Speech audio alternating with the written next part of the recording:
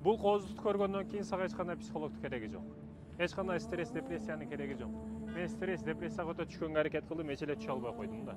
Кантип эле адамдар стресс, депрессия болуп калат билбейм. Себеби адам Аллах Таалага өзүн тапшыра албаган учурда стресс, депрессияга түшөт экен да. Адам качан өзүн динге арнап, мына жатканда өзүн жеңил сезип, Кудайга маселени өзүгө ала бербестен Кудайга тапшырып койгон учурда гана баягыдай стресс дейсизби, депрессия дейсизби, ошол нерсеге түшпөйт экен. Мени кандай маселе келбесин кайгыга салбайт. Себеби чечүүчү Аллах бар. Мен жардамын андан сурайм. Билесизби, жаш бала ата-энесиге айтат, бардык маселени чечет ата-энеси. Бала ошон үчүн кубанып күлүп, ойноп күлүп жүрө берет. Ошол сыяктуу чоңойгондо дагы жеңил жашаштын жолу бар. Бул Аллах Таалага бардык нерсени айтасыз да. Ал үчүн мисалы кээде ата-эне урушуп коюшу мүмкүн, кээде бакырып коюшу мүмкүн, кыйкырып коюшу мүмкүн, эскертүү берет бирдекелерди.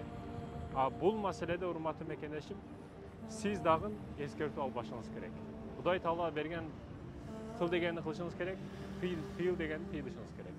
Себеби ата-эне эч качан жамандыкка баланы буйрубайт, жакшылыкка буйруйт да. Ата-эне эч качан барып арак ич дебейт. Ата-эне эч качан барып зыяндуу иш кыл дебейт. Жакшы иштерге гана буйрат, туурабы? Ошол сыяктуу Аллах Таала бизди сүйөт, бизге гана пайда бере турган жакшы иштерди Аллах Таала буйрат.